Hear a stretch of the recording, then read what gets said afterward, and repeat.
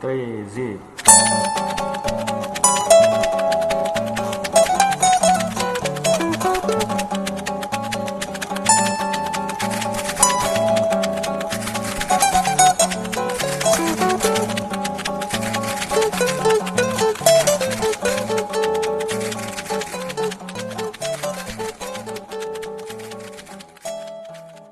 O cristianismo é uma tradição religiosa identificada como a religião do livro. A este cânon chamamos de Bíblia, um conjunto de livros e experiências humanas narradas a partir da vida com os pés no chão e nas realidades humanas nessa terra que Deus nos deu. Já imaginaram a Bíblia e a vida no mesmo lugar? Num encontro possível entre o coração da humanidade, as experiências de fé e a essência de vida. Uma colorida de danças circulares, de poesias, poemas e cantorias. Este é o podcast Dedinho de Prosa, que surgiu como resultado de um grupo de aprofundamento bíblico-teológico. Podcast produzido e apresentado pela coordenação do Centro de Estudos Bíblicos em Goiás, com o apoio da Paróquia Anglicana São Felipe, nas cidades de Goiânia, Goiás, comunidade de fé ligada à Diocese Anglicana de Brasília e Igreja Episcopal Anglicana do Brasil. Eu sou Roneide Braga, sou professora de História e Sociologia da Rede Estadual de Educação aqui em Goiás, vivo na cidade de Anápolis e também sou membro do CEBI Goiás e do Grupo da Praça em Movimento Político. Meu nome é Múria. Eu faço parte do Centro de Estudos Bíblicos, CEBI, em Goiás. Também faço parte do Movimento de Adolescentes e Crianças, MAC, e da equipe do Centro de Documentação Dom Tomás Balduino, da Comissão Pastoral da Terra. Sou educadora popular. Neste episódio, vamos contar com a presença da Fabiola Latino Antesana. Será abordado o tema Energia não é mercadoria. O governo quer privatizar a Eletrobras e todas as empresas públicas que compõem o sistema elétrico nacional. E você, o que acha disso? Fabiola é diretora dos sindicatos dos urbanitários do Distrito Federal e vice-presidente de Relações Institucionais da Confederação Nacional dos Urbanitários.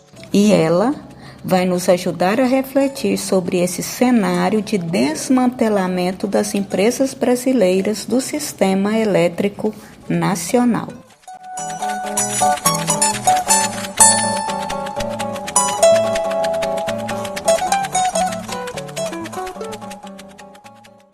Então, hoje, bem-vinda, Fabiola, nesse processo de nos ajudar a refletir sobre esse cenário de desmantelamento de empresas brasileiras do sistema elétrico nacional. Nesse momento, a gente também conta com a presença do Dom Maurício, bispo da Igreja Anglicana, da Diocese aqui de Brasília, e nós também contamos com a presença de outras pessoas. Essa quarta de aprofundamento e de debates e diálogos, ela acontece, então, é uma atividade em parceria com a Igreja Anglicana, sobretudo aqui a Paróquia de São Felipe, na pessoa do Reverendo Isaías, e com o Centro de Estudos Bíblicos em Goiás. Então, boa noite a todas e todos e todes, e que os nossos debates sejam bastante importantes e enriquecedores para nos provocar a tomar atitudes e ações para evitar grandes catástrofes na nossa vida. Bem-vinda, Fabiola. Agora, o Dom Maurício. Muito obrigado, Múria, é uma alegria estar aqui participando com você nesse momento, te acolhendo também, dando as boas-vindas a Fabiola Latino, que nos conhecemos, nos encontramos num diálogo entre a Câmara Episcopal e algumas representantes de comissões de direitos humanos e advocacy das dioceses anglicanas no Brasil, a convite do nosso bispo primaz, Dom Aldal. E quando nós saímos daquele momento, eu já de pronto colocava à disposição e oferecia o nosso departamento de advocacy, que é coordenado pelo reverendo Rodrigo Espiúca, que está aqui conosco, e também a Comissão de Direitos Humanos. E então este é já uma ação concreta daqueles nossos encaminhamentos para que a gente possa de fato manter essa palavra e esse móton de que energia não é mercadoria, e que a gente possa de alguma forma estar levando adiante sempre essa compreensão de que o setor energético é absolutamente estratégico para a soberania nacional. Isto é a defesa que queremos assumir e que queremos, junto com vocês, do movimento do Coletivo Nacional de Eletricitários e todos os movimentos que estão apoiando a não privatização, contra o PL que está circulando para a manutenção da não privatização da energia. Então, é uma alegria. Com certeza, esse será um momento especial para o movimento. Muito obrigado. Bom, acho que agora é minha vez, então. Eu agradeço muitíssimo o convite, a acolhida da Igreja Anglicana do Brasil. De fato, o Bispo Maurício, naquela sexta-feira, foi um primeiro encontro. E, na verdade, a gente já acompanha o trabalho de vocês de algum tempo. Naquela reunião foi citado, entre outras coisas, a atuação da Igreja na construção do FAMA, na qual nós também estávamos presentes, fazendo exatamente esse debate das águas, da privatização das águas, dos riscos, né, para os brasileiros, para as brasileiras, e que inclui também um risco direto com relação a esse tema de hoje, que é a Eletrobras. Afinal de contas, a Eletrobras ela é uma empresa de geração, de transmissão de energia, e a nossa matriz energética brasileira, ela se baseia muito na hidroeletricidade. Então, ela precisa da água, né? E a água a serviço de quem, para quem e como. Então, é um pouco desse debate que a gente faz tanto dentro da Confederação Nacional dos Humanitários, o Coletivo Nacional dos Eletricitários, mais especificamente. Nós somos dois ramos dentro da mesma confederação. Nós temos o nosso ramo de saneamento, com os companheiros que levaram mais à frente a construção do FAMA, nós eletricitários indo um pouquinho mais na retaguarda, mas acompanhando todos esses processos. Agradecer também a Paróquia São Felício por esse espaço, né? O reverendo Isaías pelo contato e por ter me ajudado aí nessa parte aqui mais tecnológica. Bom, então, a Eletrobras como ferramenta estratégica para a retomada da economia. É assim que a gente tem se apresentado, uma vez que a gente entende que as empresas estatais, não só a Eletrobras, mas os Correios, o Banco do Brasil, a Caixa Econômica, a Petrobras, têm um papel fundamental na vida dos brasileiros e brasileiras e podem ajudar o governo a retomar a economia pós esse período tão complicado que nós estamos vivendo, que é esse processo da pandemia e do Covid. A Eletrobras, propriamente dita, ela é uma empresa estratégica por alguns pontos de vista. Primeiro, ela é a quinta maior geradora hidrelétrica do mundo. A gente está falando de uma energia gerada à base de água. Ou seja, nós temos usinas hidrelétricas por todo o Brasil, instaladas do norte ao sul, dos mais diversos tamanhos. Essas hidrelétricas podem armazenar 50% da energia do Brasil, os reservatórios. A energia elétrica, diferentemente do petróleo, por assim dizer, o petróleo você estoca em barris para quando você precisa, a gasolina você estoca para quando você precisa, o carvão você estoca para quando você precisa. A energia elétrica não tem como ser estocada, ela é produzida, transmitida e consumida. Se ela não for consumida, ela vai se perder. Então, é muito importante essa bateria natural que se gera a partir desses reservatórios. A Eletrobras também é responsável por metade das linhas de transmissão, praticamente hoje, que operam no Brasil. Nós que já fomos quase 60%, hoje estamos com 45%, por conta do formato de crescimento e de investimentos que se deu ao mercado, né, a questão da energia elétrica, o molde regulatório. Não existe crescimento em expansão de geração ou transmissão puramente estatal no Brasil. Essa é uma coisa que tem que ficar bem clara, porque muitos críticos dizem: é um monopólio que querem garantir para poder fazer o que quiserem. Não, não é um monopólio. Hoje, todo o processo de geração e transmissão já conta com iniciativa privada dentro dos empreendimentos. né? Mas a Eletrobras, pela sua importância, se faz presente em quase todos, ou pelo menos nos maiores e mais estratégicos dele, que são as nossas obras estruturantes, como a gente chama, né? E nós temos a melhor qualidade hoje de disponibilidade de transmissão do Brasil. O melhor índice é da Eletrobras, não tem nenhuma outra empresa privada ou que bata os nossos índices de disponibilidade. E nessas linhas de transmissão, nós temos um aspecto que é pouco abordado pelo governo, pouco abordado pelo Ministério, pouco abordado por quem quer privatizar a Eletrobras e vender essa grande empresa a preço de banana, que são as nossas fibras óticas. Esse mapinha, ele é o mapa que eu retirei do site da Agência Nacional de Energia Elétrica, onde ele demonstra como é hoje a nossa rede, né, interligada. A nossa rede hoje, ela permite que a energia produzida aqui no Pará desça até a pontinha sul. Se houver alguma estiagem no sul, a energia produzida lá em cima, em Tucuruí, desce até no sul. Da mesma maneira, vai até o sudeste, pode ir para o nordeste, é já um emaranhado que a gente não sabe dizer da onde vai para onde, olhando nesse mapa, somente olhando nas nossas mesas das nossas mesas de comando. E nessas linhas de transmissão, nós transportamos os cabos de fibras óticas que interligam todo o país. E esse é um debate muito importante que entrou, inclusive, na agenda no primeiro mandato do governo Lula, entrou com plataforma de campanha no segundo, e na plataforma de Dilma a gente também conseguiu fazer com que esse debate aparecesse durante o governo. No entanto, ele não foi muito para frente.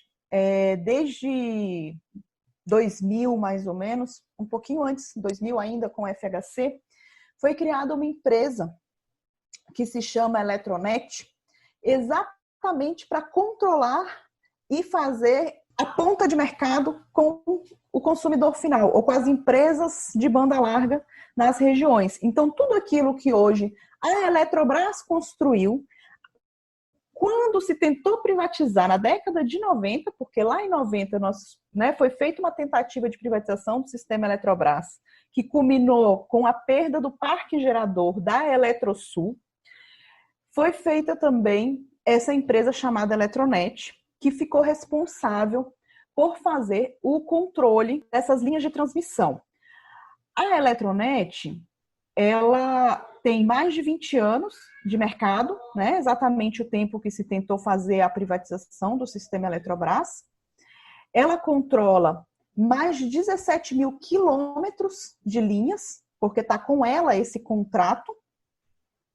Ela passa por 18 estados, né? Então ela poderia ser na mão do Estado, de fato, e não na mão da iniciativa privada, uma forma de universalizar a banda larga via rede elétrica, porque a rede elétrica ela já chega em todos os estados.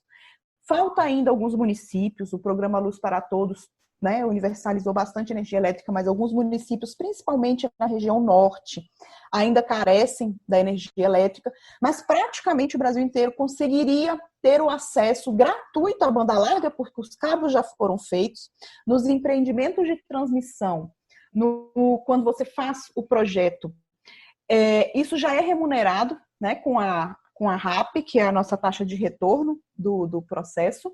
Então, essas fibras óticas, elas praticamente hoje estão sendo dadas gratuitamente para a iniciativa privada, que cobra rios de dinheiro ali na ponta para não entregar uma banda larga de qualidade para a população.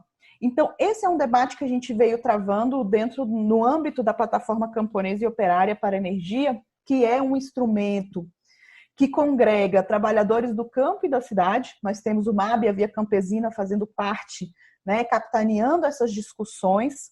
Nós, eletricitários, os trabalhadores do saneamento, os trabalhadores do setor de petróleo, bem fortemente também debatendo essas políticas públicas do setor energético para a população. E essa é uma das nossas propostas colocadas aí desde 2012, que a gente construiu um documento e entregou para o governo como sendo uma forma de conseguir mostrar o papel estratégico da Eletrobras e também trazer o que os brasileiros poderiam ter por direito, já que todo o processo já está feito, né? Bom, voltando à questão da geração hídrica, nós temos alguns países que nos demonstram o porquê que é estratégico você ter na mão do Estado o controle dessa geração pela água. O Canadá, os Estados Unidos, a China, a Noruega possuem empresas estatais fortes, na qual o Estado controla e faz a geração dessa energia. Nos Estados Unidos, boa parte dessas hidrelétricas é controlada, inclusive, pelo exército americano. Não basta estar na mão do Estado, ainda é controlado pelo exército americano.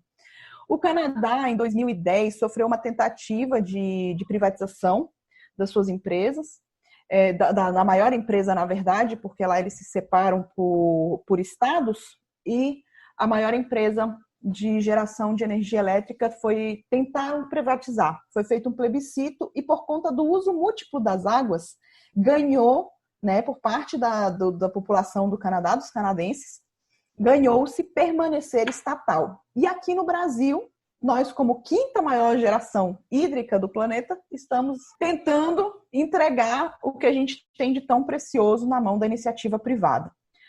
Então, só para ter uma ideia de quais são esses usos múltiplos da água, né? O Código das Águas de 37 já estabelecia qual era a prioridade do uso das águas. Então, a primeira prioridade é a alimentação e as necessidades das populações ribeirinhas, depois a salubridade pública, vinha então a navegação, depois a irrigação, a proteção contra as inundações, a parte da conservação e livre circulação do peixe, o escoamento e rejeição das águas, e só então é que você entraria com a questão da geração hidrelétrica. E, na verdade, é que, com o passar do tempo, a gente viu o processo se inverter. E em muitos locais, e em muitas situações, o que dita hoje é exatamente a geração hidrelétrica como primeiro item, e o mais importante, que seria a alimentação e a dessedentação humana, sendo um debate inglório, muitas vezes judicializado, para que essa água seja usada como está previsto no marco regulatório das águas. Essa reportagem de Ilha Solteira Pede Água é um exemplo do que aconteceu em 2015 com a estiagem. Na verdade, a reportagem é de 2015, mas ela retrata o que aconteceu entre 2013 e 2014, quando a gente teve aquela crise hídrica por conta da estiagem vivida aqui no Brasil. E reforça de que esses empreendimentos hidrelétricos que são feitos em locais onde você tem uma grande concentração de cidades, né, uma grande concentração humana, você tem um maior conflito pelo uso da água. Você tem na cidade de São Paulo, hoje, quase todo o sistema hidrelétrico é privatizado. As últimas privatizadas foram em 2017, Ilha Solteira. Antes disso, já tinha sido em 2015, Jupiá e Primavera. E essa reportagem retrata bem isso.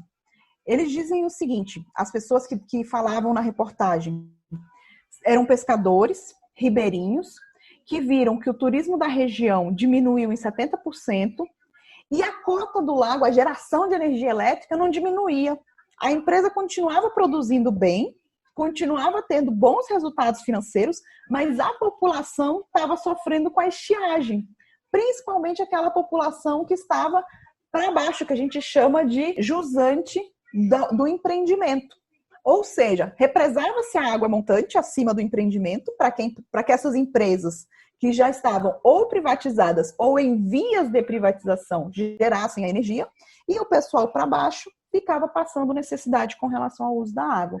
Foram N ações judiciais de diversas associações de pescadores, de ribeirinhos, que inclusive ganharam em primeira e em segunda instância que essa água fosse liberada pelas usinas, e as ações não foram cumpridas, até que se conseguiu derrubar aqui no STF. Essas ações vieram parar no STF aqui em Brasília, e, enfim, os empreendimentos ganharam o direito a continuar produzindo energia. Então, assim, é uma inversão, do papel das águas na nossa vida, e é um ponto que a gente entende como sendo um dos debates que a gente precisa travar nesse processo. Porque nesse mesmo período, no Nordeste, a nossa empresa que atua lá com mais força, que é a Chesf, não teve esse problema. O Nordeste, que tem muito mais escassez do que a região Sudeste, as cidades todas foram atendidas para a dessedentação humana, para a questão da produção industrial e abastecimento humano. E a Chesf gerou menos energia. Tanto é que naquele ano, de 2013 e 2014, o balanço financeiro da empresa foi caindo, o que demonstra que ela teve uma preocupação social que as empresas privadas não tiveram naquele momento, né? Então, assim, é um outro ponto a ser debatido dentro dessa questão da privatização das águas. A questão do próprio valor que está sendo atribuído à empresa, a Eletrobras hoje, nós temos estudos que estimam que foram gastos quase 400 bilhões de reais para conseguir construir todos os ativos que hoje pertencem à Eletrobras, dentre os empreendimentos de geração, as torres de transmissão e tudo mais, e todo esse valuation, que na verdade a gente não sabe nem se está correto, porque não se computa as fibras óticas, isso a gente já sabe, porque a gente entrou com uma ação para saber e estava lá que não se computa as fibras óticas. Então é uma coisa que está sendo dada no processo.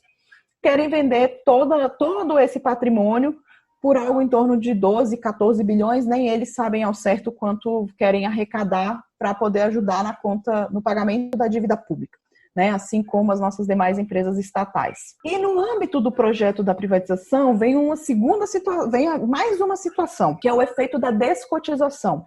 Em 2013, logo antes da crise hídrica, Dilma fez uma ação que nós dissemos assim, ela foi correta no seu pensamento, mas equivocada na forma da implantação.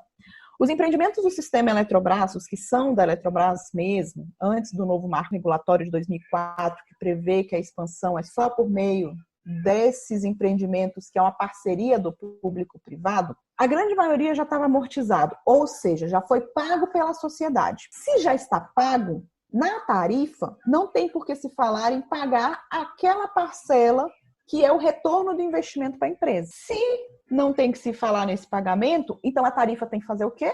Ela tem que baixar, porque você vai passar a pagar só pela operação e pela manutenção daquele empreendimento. Então, naquele momento, se cotizaram a conta, assim, a gente cotizou a geração da Eletrobras. Tanto que naquele mesmo momento, alguns empreendimentos de geração de Minas, de São Paulo, que estavam na mesma situação, eles não cotizaram. Eles seguiram vendendo a preço de mercado e, em seguida, foram privatizados para instituições chinesas, italianas, francesas, né? Eles foram a leilão. E o que nós estamos vendo é que o próprio governo colocou no início da discussão que só com essa medida da descotização que está sendo proposta para aumentar a atração da iniciativa privada nesse processo de privatização, você tem um impacto direto de quase 17% na conta de luz, né? A Fiesp, que é a Federação das Indústrias do Estado de São Paulo, estavam dizendo que seriam 460 bilhões em 30 anos, se a privatização for conduzida nesses moldes que traz a figura da descotização, que é pegar o quê? Isso que eu já paguei, que já está investido, eu vou voltar a pagar como se eu não tivesse amortizado a tarifa. Então, eu pego uma tarifa que hoje é vendida em média 60 megawatt-horas hoje e volto a vender em 200, 400. É um valor muito variável, né? Depende de variações climáticas, enfim. Então, é um valor que sempre está variando, mas que, em tese, é sempre mais barato do que o mercado livre de energia. Da mesma forma, há uma preocupação exatamente com esse tamanho da Eletrobras. Se ela representa tudo isso, ela consegue exercer um poder de quebra-banca. Ou seja, ela consegue, na mão de uma iniciativa privada, não necessariamente pensar no melhor para a população, e sim no melhor para o bolso de quem está investindo, e pode vir a colocar tarifas em preços bem altos. Rapidamente, hoje nós temos algo em torno de 13 bilhões de reais em caixa, com uma boa capacidade de investimento, que hoje não acontece por determinação de governo. Então, esse discurso de que as empresas estão quebradas, de que a gente só consome recurso, não é verdade. A gente veio distribuindo dividendos para a União durante praticamente todos os anos de existência da Eletrobras. Não fizemos apenas nesse período da estiagem, por conta da situação também da cotização, que foi um impacto forte para as empresas, mas a gente já se recuperou e estamos indo muito bem. E na mesma toada, aqui bem rapidinho, só vendo que à medida que o investimento diminui, né, das empresas, o caixa aumenta. Então, nós temos dinheiro e temos capacidade de investimento. Falta apenas a decisão governamental. E algumas das coisas que a gente tem colocado no debate. Nós temos como, hoje, fazer alguns investimentos que não trariam impactos sociais e ambientais, como, por exemplo, a terceira casa de força de Tucuruí.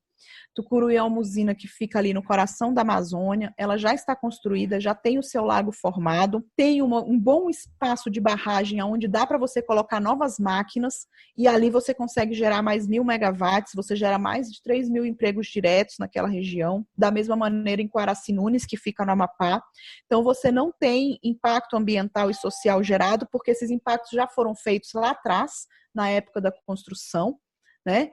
Conseguimos nesses espelhos instalar placas solares, né, para que a gente possa aproveitar esse potencial solar que nós temos. A gente já tem alguns empreendimentos, algumas experiências que demonstram que isso é viável nos reservatórios de Sobradinho, no Nordeste, em Tucuruí, mas é uma experiência ainda muito pequena, Serra da Mesa aqui no Goiás, Furnas e Balbina e no Amazonas, né, que a gente poderia estar usando isso como uma forma de aumentar a nossa receita sem impacto ambiental e social nenhum e ainda traz uma diminuição na tarifa de energia, porque essas fontes, ao serem mais baratas, têm como reflexo a diminuição da tarifa de energia. Aqui, rapidamente, eu até tinha conversado com o reverendo Isaías que eu ia atualizar esses dados e fiquei 2 dias pesquisando os balanços da Eletronorte para mostrar quanto foi pago pela empresa nos projetos e programas socioambientais que a Eletronorte especificamente tem na sua região de atuação. E, desde 2019, a empresa não investe mais nos programas socioambientais por determinação governamental.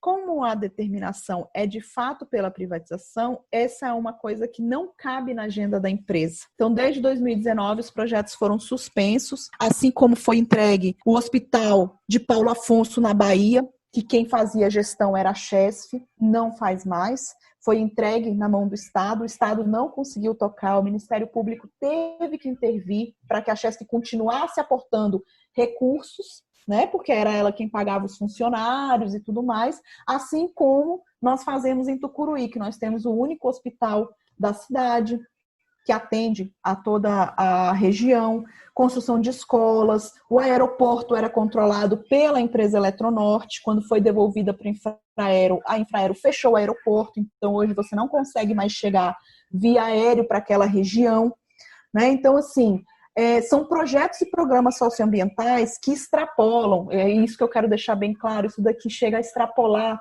o que está previsto em legislação, porque quando você tem um empreendimento, você tem os impactos socioambientais e você tem um processo de licenciamento que estabelece, né, as compensações. As compensações aqui nesses programas e projetos já extrapolaram aquilo que estava previsto, né, inicialmente. Então, na verdade, a empresa continuou fazendo esses projetos por 2 motivos. Um, porque ela já estava implantada na região e o Estado não chegava. E segundo, porque também para ela a marca, né, ambiental era uma marca boa. Isso abre portas no mercado, principalmente internacional. Tanto é que em 2019, o fundo norueguês se retirou recursos que aportava no sistema Eletrobras por conta da empresa ter parado de fazer os programas socioambientais. Tá? Isso é uma tendência em todas as empresas do sistema Eletrobras, Eletronorte, Eletrosul, Furnas e Chesf. É que, como eu sou trabalhadora da Eletronorte, para mim é mais fácil levantar os dados da Eletronorte. Aqui, rapidamente, são notícias de como se deu a privatização das distribuidoras e o impacto disso, né? Foi aumento de tarifa na veia. E nós fizemos uma luta desde 2015, que se decidiu pela privatização das empresas, dessas distribuidoras.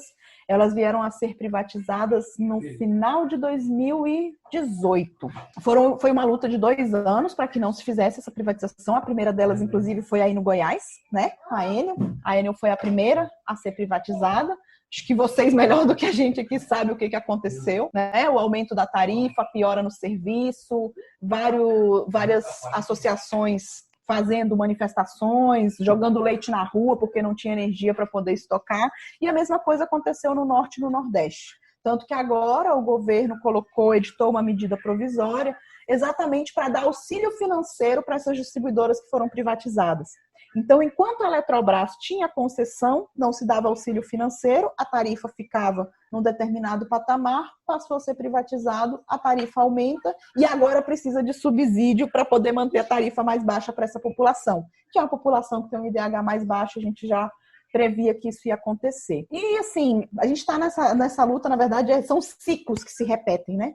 Então, agora, neste novo ciclo de Temer/Bolsonaro, a empresa foi tomada por pessoas de mercado. Esse José Luiz Alqueires, ele foi presidente do Conselho de Administração da holding privatista, né, e veio com a missão de conseguir privatizar a Eletrobras. Ele não conseguiu na sua gestão, e a carta que ele fez, uma carta aberta, ele dizia que a dificuldade de fazer a privatização era a cegueira do governo naquele momento em reconhecer que a Eletrobras era mais que uma empresa de geração e transmissão de energia elétrica. Ela era um órgão com funções constitucionais de governo, um banco de investimento, um fundo, um centro de pesquisa. Nós temos centro de pesquisa em todas as nossas empresas, que prestam serviço não só para as empresas privadas, mas para escolas, universidades, e era financiadora de políticas estratégicas governamentais, e com isso uma poderosa transferidora de recursos entre regiões. Então, por ter todo esse tamanho, havia muita resistência da classe política para a privatização da empresa. Então, primeiro eles tinham que enxergar isso para saber como atuar e conseguir o intento de privatizar a Eletrobras. Então, a gente diz que a Eletrobras pública garante um Brasil soberano, com a garantia dos investimentos necessários, com controle e regulação do mercado de energia, que é necessário, porque na mão da iniciativa privada é aumento, a gente tem visto isso com as distribuidoras, diminui a desigualdade social. Nós temos técnicos reconhecidos mundialmente, tem gente que vai para todos os países da Europa prestar assessoria. E, principalmente, a gente controla as riquezas naturais, os cursos d'água, os ecossistemas, os nossos bancos de germoplasma e tudo. E a garantia do suprimento energético numa matriz renovável. Então, assim, em linhas gerais, nós somos isto. A Eletrobras faz esses papéis e é isso que o governo quer privatizar, quer abrir mão, quer entregar na mão da iniciativa privada, porque é uma cadeia. Você não está privatizando só a Eletrobras, você está privatizando também as águas que passam pelas nossas usinas hidrelétricas, você está dando mais dinheiro para o investidor privado a partir do momento que você aumenta a tarifa de energia, sem ter um novo investimento feito. É só pela venda já vai ter o aumento da tarifa. Enfim, e aí, assim, a gente agradece o espaço e estamos aqui para poder tirar as dúvidas, qualquer coisa que, porventura, vocês queiram perguntar. Muito obrigada. Obrigada, Fabíola. Tá, o Rodrigo agora. Fabíola, muito obrigado pelas suas informações. De fato, nos deixam impactadas com o tamanho do sistema, a relevância do sistema, não apenas para a produção e entrega de energia como um direito das pessoas, mas também com todo o impacto social, com toda a relevância desses projetos que eram desenvolvidos, mas que, numa perspectiva de privatização, por interessante que seja, o primeiro corte é, de fato, o atendimento à função social. Isso faz com que, pelo menos, chame a atenção de nós, cidadãos e cidadãs, porque que o primeiro corte, porque que a primeira atitude na preparação para a privatização é, de fato, eliminar os projetos socioambientais. Temos algumas pistas que podem responder a essa pergunta, mas eu gostaria que você falasse um pouquinho sobre isso. Um segundo aspecto também que chama a atenção, e nós, enquanto igreja, e aí eu acho que esse é o nosso papel, e o Isaías, capitaneando esse processo com o CEBI aí de Goiás, aponta para essa realidade que a nossa preocupação com o impacto na vida do ser humano, com o impacto na vida das pessoas, não apenas nos empregos, porque, obviamente, todo processo de privatização, nós sabemos que há um impacto direto nos empregos daquelas famílias, daquelas pessoas que estão trabalhando no empreendimento. Então, isso é um impacto absolutamente inegável. Mas também o impacto na vida das pessoas que dependem desse recurso que é essencial para a vida humana.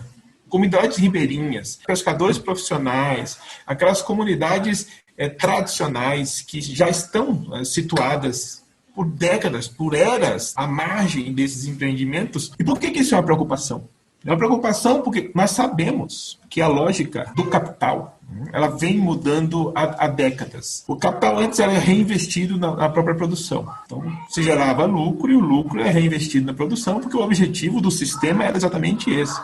Mas agora o capital se financeiriza. O capital escapa, ele se descola da produção e se enclausura num processo de financiarização. Por óbvio que isso tem impacto na vida das pessoas. E nesse processo, exatamente nesse tipo de processo, eu tenho a mais absoluta certeza que as comunidades que dependem do extrativismo, obviamente sofrem, né? Se tu pudesse trazer um pouco mais de dados nesse sentido, talvez 1 ou 2 exemplos de comunidades que têm a sua sobrevivência, que têm a sua manutenção vinculada a um empreendimento desse que, obviamente, a partir do momento que o capital se adona, né, ele se...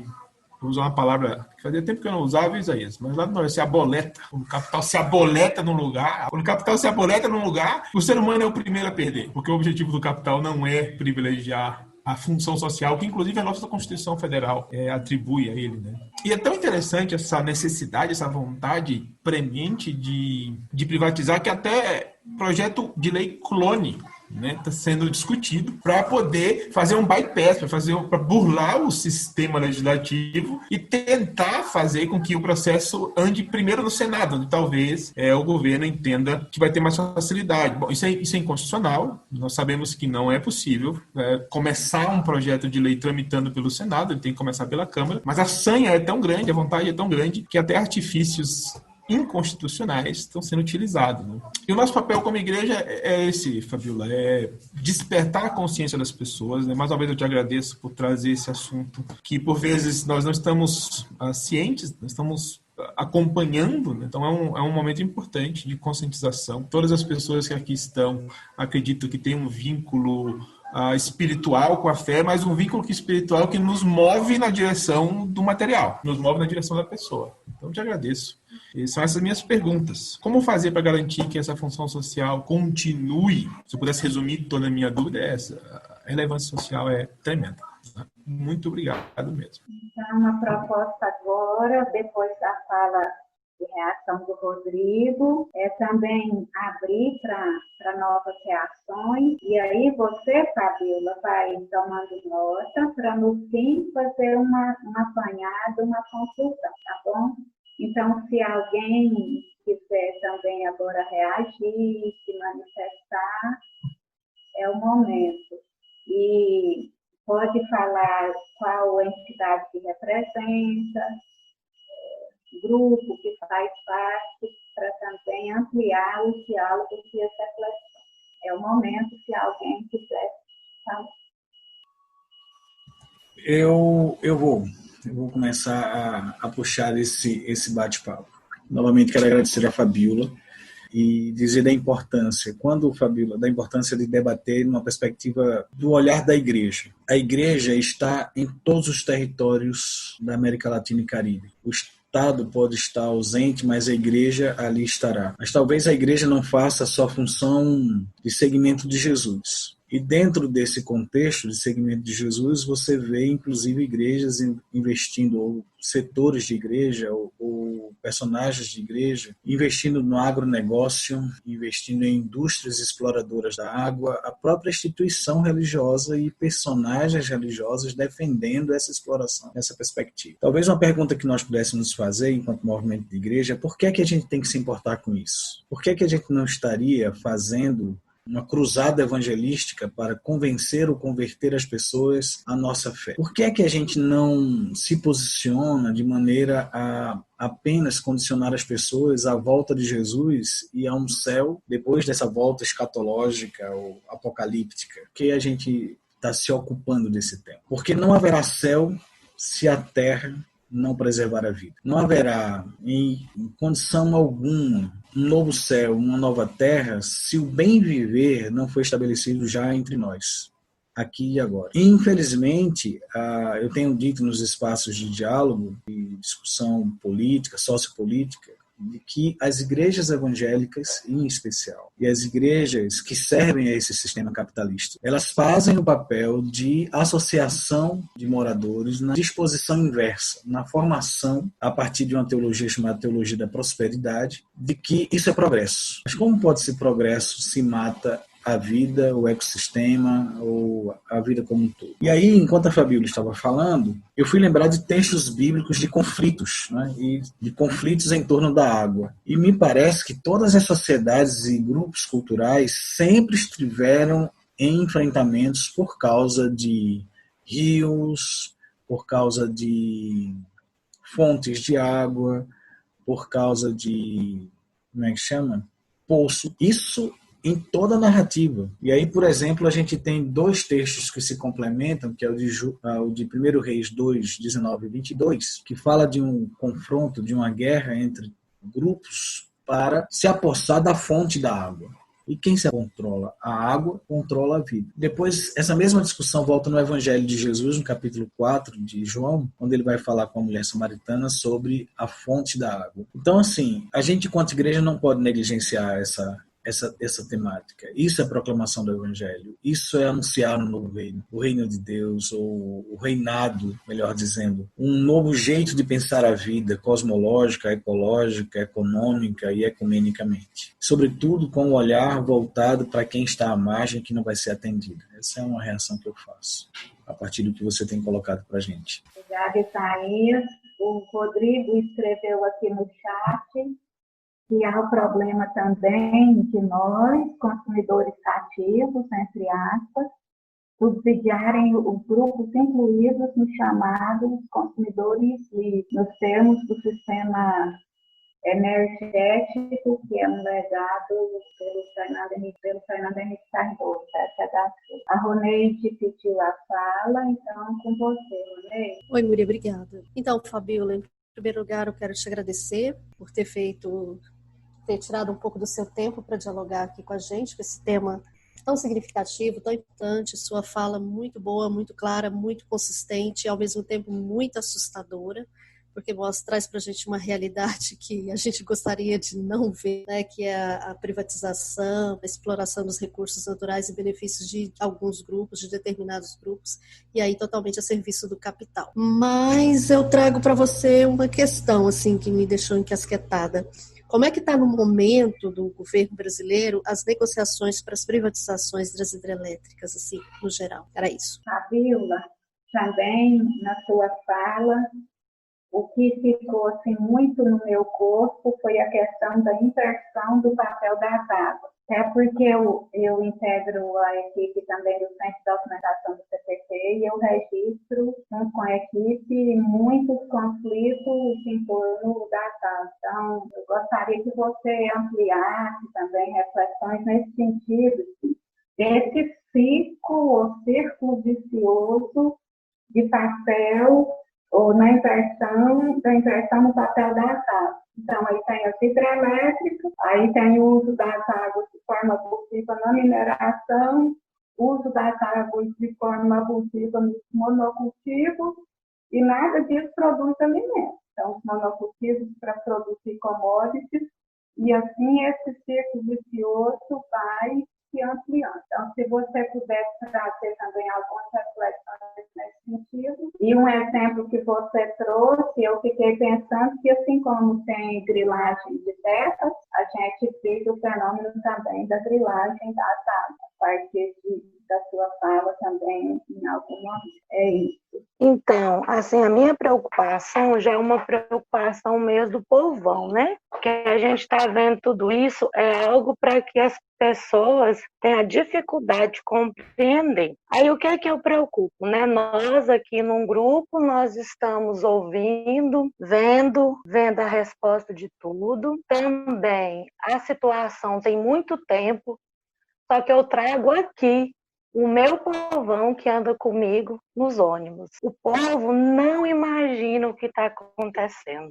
Isso daí, tudo isso que a gente ouviu agora, é algo assim assustador, até para mim, que a gente escuta um jornal, a gente vê, a gente busca, a gente está em grupo, igual a gente está aqui hoje, né? De pessoas que sabem dessa situação, mas o povo que levanta todo dia, 3:30 da manhã, 4 da manhã, sai daqui de Bela Vista, vai para Goiânia, trabalhar, é onde eu tô todos os dias, o pessoal não sabe disso. Então, eu acredito que é a importância, né? Que tinha que ser as igrejas, porque as igrejas estão e o povo vai, porém, os líderes religiosos não falam, não diz nada, só coloca florzinha, tudo muito lindo, fala da Bíblia, uma paixão, nada o social. Então, aqui mesmo onde eu estou, nunca ouvi. A comunidade eu não estou participando por causa da situação, mas a minha comunidade é pequenininha, 15 pessoas, 10 pessoas. Mas a igreja, a matriz, não tem nada disso. Então, a minha preocupação vai além de tudo isso. Por quê? Porque como eu, que às vezes a gente não sabe de tantas coisas, pensa o povo de todos os dias que nem imagina o que está acontecendo. Então, a minha pergunta e eu sei que a gente já faz uma pergunta sabendo até a resposta, né? Como chegar a tudo isso no povão? Porque tem muita gente que não consegue, nunca conseguiu perceber essa situação. Então, é isso que mais me incomoda. Porque quando você tem acesso à escola, acesso a uma situação igual nós estamos aqui hoje, é outra dimensão. Então, até esses dados postos aqui agora, essa situação, é tão complicado e aí a gente precisa de muita ajuda. E vou falar para vocês, na situação atual que nós estamos, nas igrejas que nós temos, nós não vamos ouvir isso. Como fazer, não sei. Então, essa é um pouco daquilo que eu estou preocupada, a partir da palavra, né? E como que a gente pode continuar a situação. E é grave, vou falar para vocês que é muito grave. Obrigada. Antes de voltar para a Fabíola, porque esse agora é o momento que a gente vai reagindo às falas, né? E olhe que a forma como a Fabíola traz é uma forma extremamente nítida, pedagógica, porque quando eu assisti isso nos jornais, que inclusive defendem a privatização, tudo é muito complexo e tendencioso para dizer que o Brasil está em prejuízo real. São empresas, os Correios, a Eletrobras, são empresas que só dá prejuízo, não é? Petrobras, a forma como se apresenta a notícia para a gente, que é onde chega na TV, as comunidades estão assistindo às novelas, e agora muito mais as novelas bíblicas, que é uma distorção bíblica e teológica. E se aqui a gente fala para, 300 pessoas por semana, à medida que o vídeo vai sendo compartilhado e enviado, essas pessoas falam essas instituições, essas redes de TV falam por segundo a milhares de pessoas, no sentido inverso e contrário na complexidade que o tema apresenta, né? Sobretudo defendendo a privatização, porque a onda histórica do Brasil, desde a década de 80, é privatizar, Estado mínimo, é privatizar o máximo e tudo que for possível, o SUS, por exemplo. Se o SUS fosse privatizado, já estivesse privatizado, agora como seria a nossa realidade na pandemia? E a água é saúde, tudo está absolutamente interligado. Se você passar um dia sem beber água, se a energia faltar, você não vai ter como, não tem alternativa. Tem outra fonte, como a própria Fabíola falou agora aqui. É mais uma reação que eu trago em torno do tema. Mais alguma reação? Se não tiver, a gente devolve para a Fabíola já? Fala? Ok, então vamos lá. Eu vou começar de trás para frente. Eu acho que as reflexões que foram colocadas aqui são muito interessantes. Eu vou começar pela Deilane, porque do jeito que ela se sente, é o jeito que a gente se sente. Nós, trabalhadores, que a princípio, né, estamos dentro da empresa e temos um conhecimento do que está acontecendo a princípio e fica desesperado de saber que as pessoas não têm ideia, não têm noção do que representa a privatização do sistema Eletrobras e as suas empresas. E, de fato, o povo não tem ideia. As pessoas defendem a privatização pela privatização, porque estão comprados pelo que a mídia está colocando. Eu acho que esse foi um grande erro dos nossos governos mais progressistas, de não ter tido uma medida de controle, em certa forma, dos meios de comunicação. O meio de comunicação hoje, os nossos meios de comunicação que a gente vive hoje no Brasil é um governo de fake news. Tudo é falso, quase tudo é falso. Desde Temer, eles já vendiam informações equivocadas das nossas empresas. E aí eu digo todas as estatais. Porque é proposital você plantar, né? Porque quando você assiste o Jornal Nacional, caramba, é o Jornal Nacional que está dizendo. Então, quem é o jornalzinho que está circulando ali, que te entregaram numa rodoviária, ou que fizeram ali numa feira, que é a forma que a gente tinha de combater o Jornal Nacional, para dizer que não é aquilo que está sendo dito pelo William Bonner? Não, o Jornal Nacional está certo. Nós tivemos, nesse processo de luta contra a privatização das distribuidoras, a capacidade de ouvir de um parlamentar que ele disse assim pra gente: olha, eu sei que vocês estão certos, mas eu tô indo com a minha bancada. Privatizou a empresa, veio o primeiro aumento de energia. O primeiro aumento proposto foi 50% para o Estado. Pegaram a bancada inteira dos deputados estaduais, os deputados federais, os senadores e o governador. E vieram aqui para a ANEEL para dizer que não podia aumentar aqueles 50%. Aí ele pegou e disse assim: se eu tivesse escutado esse pessoal... É uma coisa incrível. As pessoas têm a informação, mas querem fazer de conta que não tem. E quem não tem, realmente não chega. E a gente também precisa furar essa bolha. Nós temos uma dificuldade muito grande de comunicação para fora do nosso espaço. Por isso que esse espaço é muito importante também, né, para nós, e a gente agradece novamente aqui de ter sido convidado para esse momento. Sabe quando que o povo vai perceber que essa privatização do sistema Eletrobras não foi boa? Não vai ser quando privatizar a Eletrobras. Vai ser quando vier um projeto que está atrelado à privatização da Eletrobras e que está aguardando o momento de andar dentro do Congresso Nacional, porque ele já foi apresentado, mas eles estão aguardando o momento de tramitar, que é um projeto que vai cobrar o uso da energia pelo momento, pelo horário do uso da energia. Quando começar a se cobrar pelo horário do uso da energia, vocês acham que eles vão cobrar mais barato nos horários de pico ou eles vão cobrar mais caro no horário em que o povo está em casa, que acordou, que ligou uma luz, que pegou um chuveiro quente para tomar um banho, esquentar o leite da criança? Aí é que eles vão ganhar muito dinheiro e é aí que a população vai perceber que fez um mau negócio apoiando um projeto desses. Porque, querendo ou não, ninguém sabe o que é a Eletrobras. Nós somos, assim, o início da cadeia, né? A gente é um empreendimento que está lá longe, que ninguém vê. Nós somos as linhas de transmissão que passam nos interiores e que na cidade não chega, porque quem faz na cidade é a distribuidora. E a maior parte das distribuidoras hoje já é privatizada, né? E elas não têm perda nenhuma. Todo o investimento que elas fazem na rede é paga pelo consumidor final. Essa é a regra. Por isso que as nossas distribuidoras, quando estavam na mão do Estado, tinham uma tarifa mais barata, porque a empresa não passava todos os investimentos para a tarifa. Uma parte ela assumia como um compromisso social. E que agora que está na mão do privado, é o lucro pelo lucro, quanto mais remessa eu enviar para o exterior, melhor. E aí uma outra questão que a gente debateu muito no âmbito da plataforma, de tentar emplacar alguns projetos, e aí os petroleiros nisso foram um exemplo fantástico na greve do início, agora de 2020, em que eles vendiam um botijão de gás a R$35.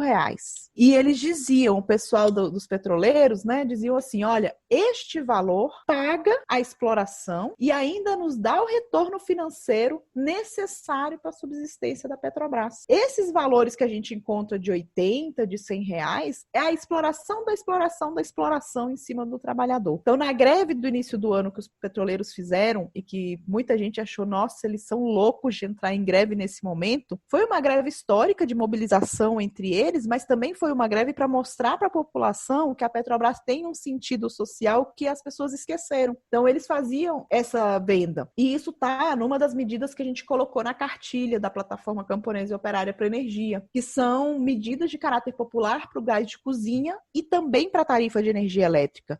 Não nos esqueçamos que agora, com a conta Covid, foi isso que aconteceu. Mas não foi porque o governo foi bonzinho e que desonerou o trabalhador de pagar. Não, eles não anistiaram nada. Eles só suspenderam o pagamento. E não tiveram a capacidade de perceber que ainda não era o momento de fazer o trabalhador pagar a conta. tanto que deixaram a medida provisória caducar, a medida provisória 950. Mas essas medidas podem ser tomadas, porque se as distribuidoras conseguiram sobreviver esse período sem o recebimento, por mais que isso vai vir embutido na conta de luz lá na frente, existem formas de você fazer subsídios cruzados, como existia antes do período FHC. Antes de FHC, existia subsídio cruzado entre estados, digamos, com melhores condições e estados que necessitavam de maior aparato do Estado, né, ali presente, e que isso se perdeu naquela sanha privatista da década de 90 e que agora volta. Da mesma forma, a gente dizia, olha,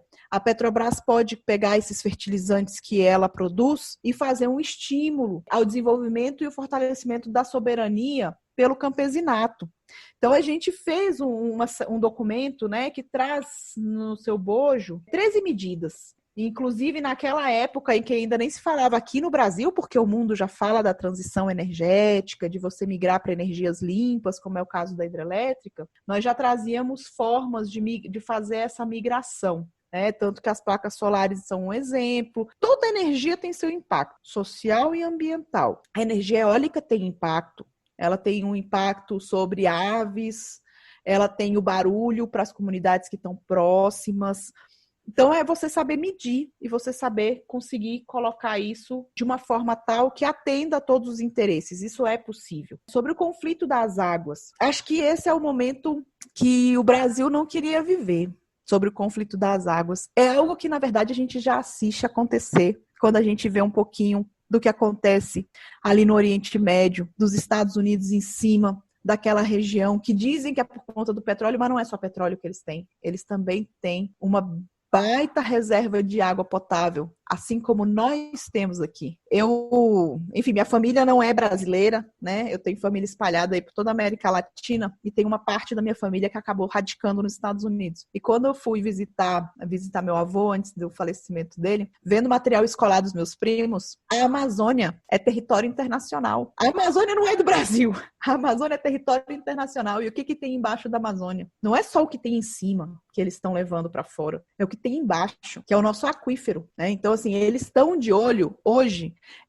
Todo esse arcabouço de privatização, de desmontar as empresas, tem por trás uma coisa muito maior, que é hoje são as nossas águas. Porque se você coloca essas usinas hidrelétricas, que hoje são mantidas pelo Estado brasileiro e que tem uma segurança sobre essas barragens, por mais precária que seja na mão do Estado, na mão da iniciativa privada, você não tem nem ideia do que eles estão fazendo, estudando, projetando para levar para fora. O projeto de privatização das águas, que foi muito debatido no FAMA, aquele projeto que, inclusive, no próprio início do projeto, eles trazem que uma forma de quantificar a água, o valor da água, qual seria? Eles usam a hidrelétrica como exemplo. Eles dizem assim, bem no compêndio da justificativa do projeto, que o valor da água seria o valor do megawatt-hora gerado por uma hidrelétrica. Então, numa situação de escassez,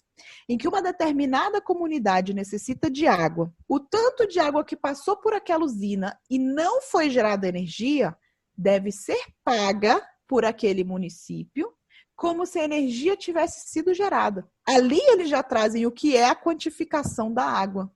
Se inverte completamente a lógica dos usos múltiplos, do que está previsto no Código das Águas, se inverte completamente. É realmente assim, é o capital querendo tomar conta de tudo aquilo, e a água é essencial à nossa vida. Quanta gente não morre de sede? Os projetos de dessalinização nos países que não têm água potável, porque nós precisamos beber água.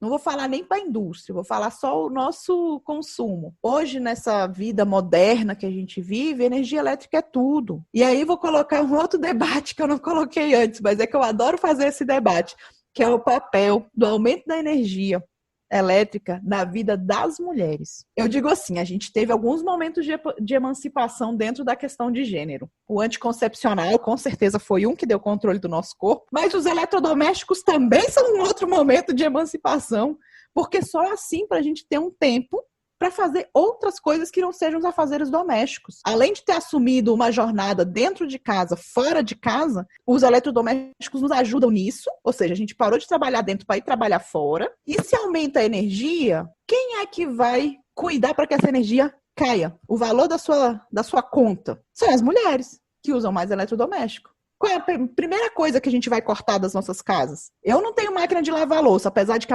muita gente tem, né? Eu acho isso daí um desperdício de água, assim, tremenda.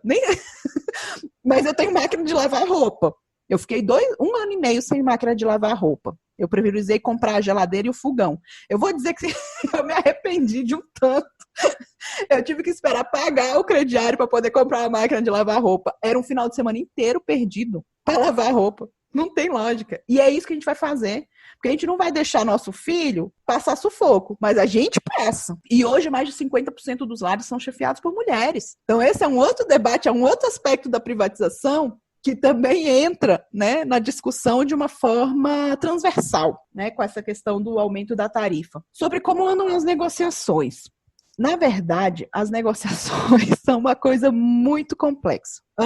No governo Temer, houve um acordo no Congresso Nacional sobre pautar, só que vinham 2 projetos tramitando juntos. Era a privatização da Eletrobras e a privatização das distribuidoras. Foi feito um acordo naquele momento entre a classe política de que não valia a pena o desgaste com a privatização da Eletrobras, mas dava para passar as distribuidoras. E assim se atendia a esses investidores, que inclusive foram os grupos financeiros que compraram, né, as nossas distribuidoras por R$50 mil.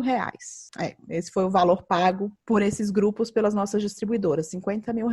Uma coisa absurda, nós questionamos, tentamos junto ao TCU, mas quando o capital se fecha, os interesses já estão aí permeados em trocentos milhões de lugares, é muito difícil ganhar esse apoio. Então agora com o Bolsonaro, ele colocou novamente o projeto, mas ele retirou alguns pontos do projeto que Temer tinha trago e que agora está sendo ressuscitado pelo Senado. Um deles é a Golden Share, a tal da cláusula de ouro, né, que eles chamam. E é uma cláusula que permeou o processo de privatização aqui no Brasil na década de 90, a Vale do Rio Doce, mais recentemente a Embraer. A tal da cláusula de ouro, o nascedouro dela seria controlar aspectos estratégicos dessas empresas que permanecem na mão do Estado. O aspecto prático dela é: não muda o nome e não muda a sede. Então, a Vale do Rio Doce não poderia chamar Valex, assim como a Eletrobras, já diziam que se chamaria Eletrobrax, com X, para ficar mais bonitinho para o inglês falar. Então, isso não pode. Mas você pode fazer todo o restante. Você pode cortar os programas sociais, você pode não fazer mais investimentos na geração limpa, fazer só em térmicas, que é o que está proposto hoje pelo Ministério, né? Inclusive no seu plano decenal de energia, eles já colocam um aumento da geração térmica em detrimento da energia limpa, na contramão de todos os países do mundo, que estão exatamente caminhando no sentido contrário, tentando limpar suas matrizes. E na Câmara a gente conseguiu, a gente sabe que não vale muito, mas conseguimos, nesse momento, o compromisso do Rodrigo Maia de não pautar esse processo. Rodrigo Maia está presidente da Câmara, ele tem um processo de sucessão aí que está vindo, se avizinhando. A gente está acompanhando bem de perto se ele vai conseguir emplacar o sucessor ou não, porque isso vai ditar como esse processo vai andar na casa no próximo ano. A gente não acredita que ele ande esse ano na tramitação formal, mas no próximo ano, quando começar a andar, vai ser assim, uma avalanche, vai ser com tudo. E eles tentaram fazer esse projeto vir pelo Senado, né? O projeto Clone, que na verdade a gente até avaliava em algumas situações uma outra situação com o Eduardo Braga, porque o Alcolumbre não pode ir para reeleição. Há uma controvérsia se Alcolumbre pode ou não se reeleger, já que ele, na verdade, o primeiro mandato dele foi um mandato tampão. Então, ele poderia e, ao mesmo tempo, não ficaria muito bem. Então, há uma questão política e jurídica envolvida nessa sucessão de Alcolumbre. E Alcolumbre, hoje, ele é completamente contra a privatização da Eletrobras. Eu creio que o motivo maior é porque ele é de uma região que precisa muito da Eletrobras. É uma região que dependeu da Eletrobras esses anos todos, ele é amapaense. O Amapá ficou isolado, a gente chama assim, né? Naquele mapinha que eu mostrei das linhas de transmissão, a gente tinha 2 estados que eram isolados, o Amapá e Roraima. O Amapá se interligou ao sistema em 2018, então hoje ele já recebe energia de qualquer lugar do país, mas antes ele só recebia a energia do seu próprio estado. E quem bancava essa energia, a diferença e fazia chegar os barris para poder alimentar as térmicas era a Eletronorte. Então ele sabe, ele percebe e ele tem seus interesses em manter a Eletrobras pública. Ninguém aqui é criança, a gente não vai se enganar. Roraima continua ainda isolado. Eles dependem da energia que vem da Venezuela e da energia das térmicas deles, mas eles não conseguem receber a energia nossa brasileira, né? Então, assim, enquanto Alcolumbre presidente, a gente tem, assim, uma esperança de que o projeto não seja pautado. A depender do que acontece na sucessão, e a gente conhece Eduardo Braga desde que ele é ministro, né? A gente, assim, eu digo a gente, nós do coletivo. Nós tivemos várias reuniões com Braga, acompanhamos, sabemos como ele é, como ele age na política. Então, assim, a gente acredita que, na verdade, as movimentações dele foram muito mais do ponto de vista de manter um status visando uma possível candidatura. Tanto que agora ele está recolhido. Então, assim, as negociações estão andando, mas eles estão nos bastidores tentando e mostrando os dados que não são falsos e a gente tentando mostrar os dados que são corretos. Fizemos o lançamento de diversas frentes parlamentares em defesa dessas empresas, então a gente tem um grupo de parlamentares hoje que só cresce defendendo a Eletrobras pública. Temos feito esse aspecto de tentar entrar em outros meios sociais para que esses também sejam atores de pressão no parlamento, sabendo que neste momento é o que dá para a gente fazer, porque, na verdade, para o próximo ano a gente precisa mesmo ganhar as ruas. Se a gente não ganhar as ruas, a gente não tem chance. Com relação à questão dos impactos socioambientais, por que o primeiro corte é na questão socioambiental, é uma situação muito complexa. As nossas empresas são de capital aberto, né? São empresas estatais de capital aberto com ações listadas na Bolsa de Valores. Então, elas fazem projetos socioambientais como públicas, porque é isso que a gente gosta de dizer, nós somos uma empresa pública, né? A gente gostaria muito de ser uma empresa pública na qual o público se paute pelo social, por você prestar serviço para o povo, né? Mas nós somos empresas estatais, no entanto, agimos como público. E, claro, depois do golpe, né, que depôs a nossa presidenta Dilma, essa lógica tem se invertido. E a gente percebeu muito claramente, depois dessa carta aberta do Alqueires, porque ele sai no finalzinho do governo Temer, ele sai da Eletrobras dizendo, olha, se vocês não entenderem que a Eletrobras tem todo esse papel de ser uma transferidora de recursos, de ser uma dinamizadora nos seus estados, vocês não vão conseguir privatizar a Eletrobras. Então, o que eles estão fazendo agora? Cortando a raiz das empresas, cortando o pouco que essas empresas têm de conhecimento com as suas comunidades. Quando determinou a saída da CHESF do Hospital de Paulo Afonso, não foi à toa, é porque ele quebra a história da própria cidade de Paulo Afonso que foi construída ao redor da barragem. A gente tem nas nossas cidades do norte, a gente tem a mesma situação. A gente tem os ribeirinhos, os próprios índios, eles enxergam a Eletronorte como aquela que lhe trouxe o malefício, né? Aqueles que são mais antigos e viveram aquilo, e os mais novos enxergam como aquela que traz o que eles precisam. Por exemplo, em Tucuruí, foi implantado em 2015 o primeiro curso de engenharia, na verdade, a primeira universidade em Tucuruí e região, que foi um campus avançado da Universidade Federal do Pará. Era muito caro conseguir chegar lá naquele interior.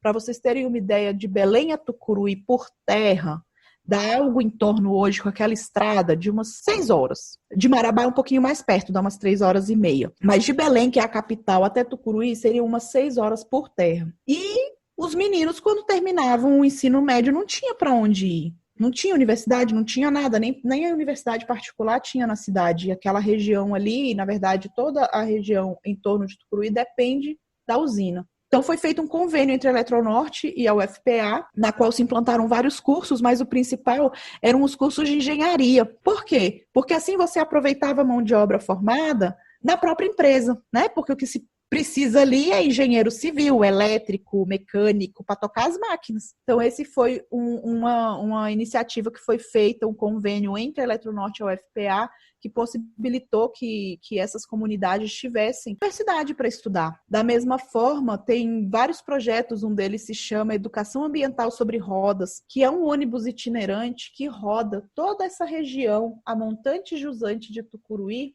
levando livro, levando teatrinho para as crianças, para que elas conheçam uma realidade um pouco diferente daquelas que eles vivem, que eles saibam que existe uma coisa ali que há mais, que ele pode sonhar com aquilo. Temos também várias outras ações, da mais básica, assim, até a patrulha mecanizada, toda a época de chuva. A estrada para aquelas regiões inexiste, vai tudo, vira lama. Você só chega em algumas cidades se você patrolar tudo aquilo ali. E quem fornece essas patrulhas mecanizadas era a Eletronorte, com os convênios com a prefeitura. Era obrigação da empresa? Não era. Mas ela tinha que dar algum apoio, algum suporte para aquelas comunidades que foram impactadas pela usina. Porque é um empreendimento grande, foi um baita de um impacto. A gente até, às vezes, fica brincando dentro da plataforma, mas como que o MAB juntou com vocês, se vocês vão lá e destroem tudo e tiram o pessoal lá das suas casas e alague, vocês não dão casa e tudo?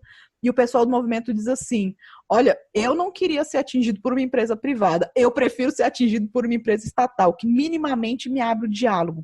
Minimamente a gente consegue ir lá e discutir, e ter um técnico para nos ouvir, porque a privada não faz isso. Então, esses aspectos sociais, eles vão ser os primeiros a serem cortados, porque é assim que você vai cortar a história da empresa e a resistência desses grupos organizados que, por mais controverso que seja, enxergam naqueles projetos e naquela empresa uma forma de manter uma vida mais humana. Nós temos, aí eu falo porque essa é a minha área, eu sou engenheira florestal por formação e trabalhava exatamente na área dos projetos socioambientais nessa região de Tucuruí e também um pouco de Samuel. A gente tinha desenvolvido uns projetos de geração de emprego e renda nas ilhas, que você levava projetos agroflorestais, olhando cada ilha, olhando o jeitinho de cada família, vendo como podia estar ali, colocando e criando as cooperativas para que se explorassem aqueles alimentos. Foi a primeira coisa que se cortou.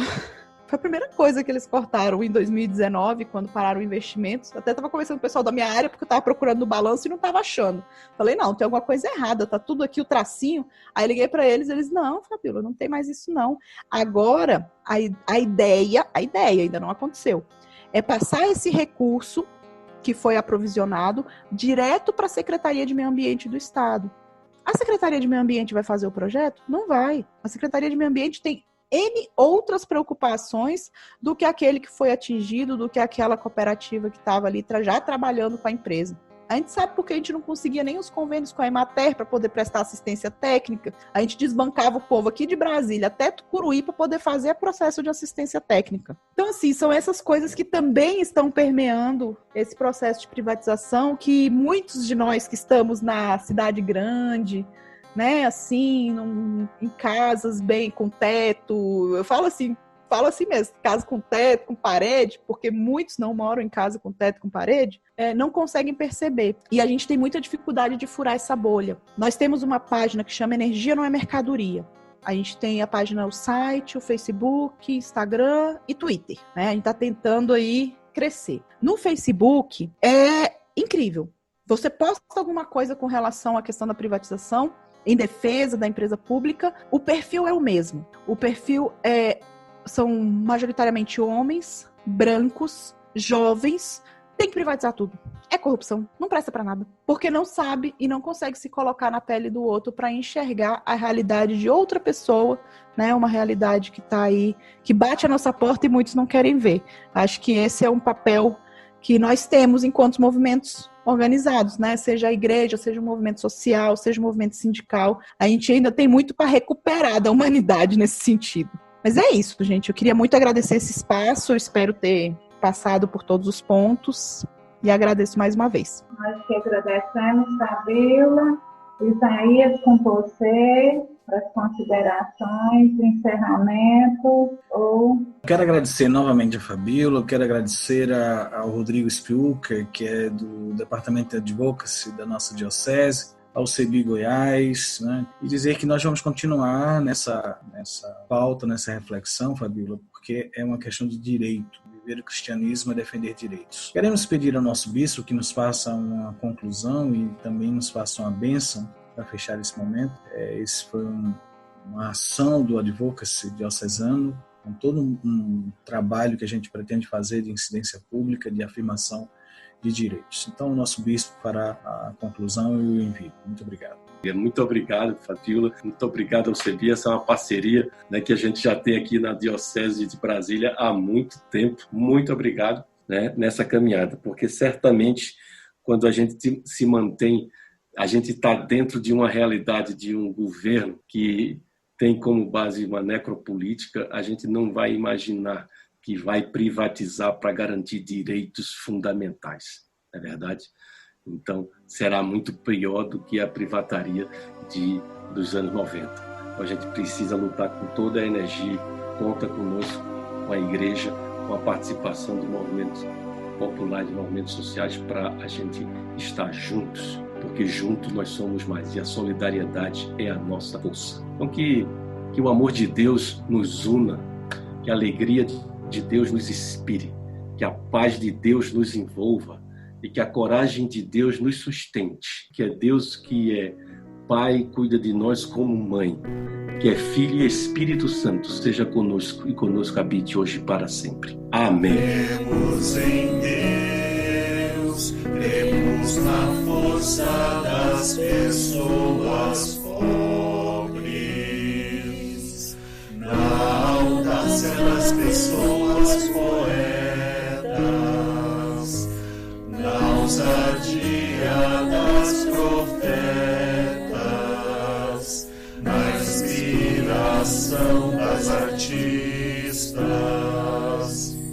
Cremos em Jesus, cremos na humildade para servir, na coragem de transformar, na alegria de celebrar, no respeito às diferenças, no pão para toda a mesa, no conforto para toda tristeza. Cremos no Espírito, cremos na esperança de recomeçar, na beleza do gesto solidário, na justiça para toda a opressão, na compaixão diante da dor, no amor, dádiva divino-humana, no amor, dádiva divino-humana.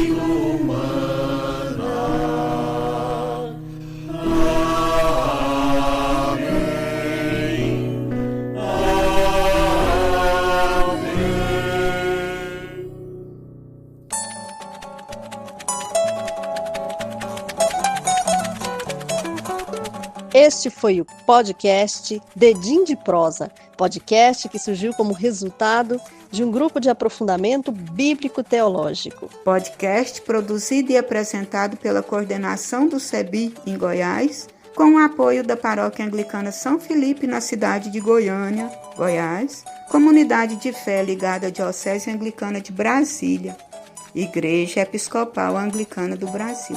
Você pode nos encontrar pelas mídias sociais, Instagram e Facebook, como Centro de Estudos Bíblicos CEBI Goiás e como Paróquia Anglicana São Felipe. WhatsApp 062 992 32 2157. Que você tenha um tempo de paz, saúde e bem viver. E que para isso desça sobre você a bênção de Shaddai. Pelo Deus de teu Pai, que te socorre, por Shaddai que te abençoa, bênçãos dos céus no alto.